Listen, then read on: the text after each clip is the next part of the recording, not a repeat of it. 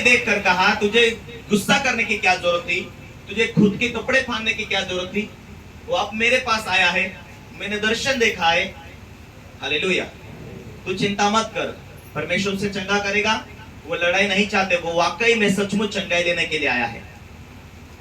Hallelujah. तो फिर वो एलिसा के पास में जाते हैं। हालेलुया। एलिसा के पास में वो कोढ़ी आता है और वो नामान कोढ़ी बाहर खड़ा होकर कहता है, अपने भविष्यवक्ता को बुला कर लेकर आओ। भविष्यवक्ता ने कहा, मुझे मिलने की कोई जरूरत नहीं, जा यरदन नदी में 7 डुबकी मार ले, तू चंगा हो जाएगा। कितनी डुबकी मारने? 7। हालेलुया। उसे गुस्सा लगा, क्या हमारे शहर में, हमारे राज्य में, हमारे इलाके में नदियां नहीं? फरात नदी, कौन सी नदी, बहुत सारी नदियां हैं। हो सके तो बड़ी बड़ी नदियां में डुबकी मार लेता, चंगा हो जाता। अरे तू तो परमेश्वर का जन है, बाहर आकर सिर के ऊपर हाथ रख के मुझे चंगाई दे, मुझे अपने परमेश्वर से प्रार्थना कर ताकि मैं चंगाई पालू। हालेलुया। वह धर्मी जन के शब्द के अंदर ताकत होती है, धर्मी व्यक्ति के अंदर परमेश्वर की आत्मा वास करती है। इसीलिए उसने विश्वास से कह दिया, जा यरदन नदी में 7 डुबकी मार, तू चंगाई पालेगा। क्रोध हो गया, उसे गुस्सा लगा, पर उसके और लोगों ने कहा, उसके नौकरों ने कहा, हे नामान, हे स्वामी, तुझे भविष्यवक्ता परमेश्वर का जन छोटा सा काम दिखा था, उसे करके देखना। तुझे कड़क काम देता था, कड़क आज्ञा देता था, तो उसे करता था, परंतु छोटा सा काम दिया, उसे करके देख। जाकर देख तो लेते, यरदन में 7 डुबकी मारकर तो देखते हैं। चलो ठीक है, तुम्हारा कहने से मैं मान लेता हूं। उसने जाकर यरदन में 7 डुबकी लगाई और वो एकदम चंगा हो गया। Hallelujah, hallelujah. राजा के पास रहने वाला, राजा का राइट हैंड बनने वाला व्यक्ति, ये कोढ़ी था, ये सेनापति था, ये मुखिया था, लेकिन उसे बीमारी थी।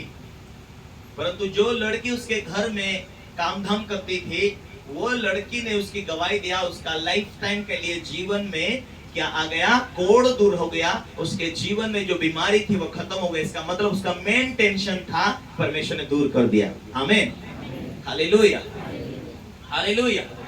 कई बार आप लोग जहां जहां जाते हैं, आप परमेश्वर के वचन को सुनते हैं लेकिन सुनाते नहीं। परमेश्वर की आराधना करते हैं लेकिन उसके विषय नहीं कहते। आप परमेश्वर चंगा करता वो मालूम है, लेकिन जहां व्यवसाय करते, जहां काम करते, जहां रहते, वहां आप परमेश्वर की गवाही नहीं बांटते। हालेलुया। इस कारण कुछ ऐसी आशीष रुकी रहती जो परमेश्वर के लिए आप करना चाहिए नहीं कर पाते, परमेश्वर के लिए जीना चाहिए नहीं जी पाते, परमेश्वर की गवाही देना चाहिए नहीं दे पाते। इस कारण कई लोगों के जीवन में परमेश्वर की आशीष तब तक नहीं बहती जब तक आप हिम्मत के साथ चलने वाले ना बन जाए। Hallelujah, hallelujah, hallelujah. परमेश्वर का सामर्थ्य है तो उसके विषय में वो गवाही पहुंचनी चाहिए। हमारा जो प्रीचर फादर है, उनके जो वॉलंटियर जो हैं, वो कागज कि वो जो पर्ची बांटने के लिए जाते हैं, गवाही देने के लिए जाते हैं। आप यीशु के नाम पर विश्वास कर सकते हैं। हमारे जो आत्मिक गुरु हैं, उनके पास आप प्रार्थना में आ सकते हैं ताकि आपको परमेश्वर चंगा करे। हालेलुया। ये बातें वो बांटते हैं। हाँ, हम जरूर प्रार्थना करेंगे, लेकिन आइए चर्च में आइए, प्रार्थना में आइए, वो बातें बांटते वो लोग। क्या मेरे हाथों से चंगे हो जाए, चलो मैं पास्टर बन गया हूं, मेरे हाथों से बड़े काम हो रहे, वैसे नहीं। एक नम्रता को दर्शाते, प्रीचर फादर की बात बोलते। हालेलुया। ये लड़की ने भी वैसे ही कहा, यदि मेरा स्वामी क्या ही धन्य होता, शमरोन में रहता, तो वहां एक एलिसा नाम का भविष्यवक्ता है, परमेश्वर का जन है, और उसके हाथों से बड़े बड़े काम होते हैं। ये राजा का राइट हैंड, ये सेनापति उस छोटी सी लड़की की बात को सुनकर गया। क्या वो लड़की को वो इज्जत नहीं करता होगा? वो लड़की का पद ऊंचा नहीं किया होगा? हालेलुया।